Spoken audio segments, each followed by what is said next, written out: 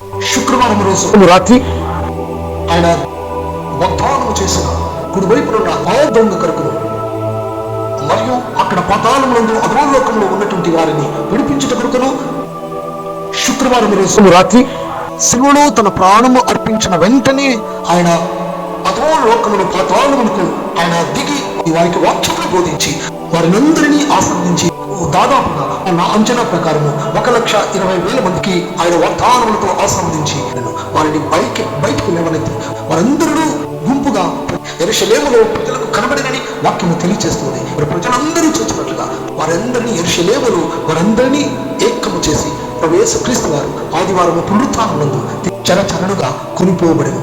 ఇటువంటి మహా గంభీరమైనటువంటి దినమును ఆశీర్వదించినాడు. కనుకని నువ్వు సిద్ధపడి క్రీస్తు ప్రభుతో ఆశ్రయింపబడి వృద్ధున్నట్లు మారు మనసు పొంది ఆయనతో ఐక్యత కలిగి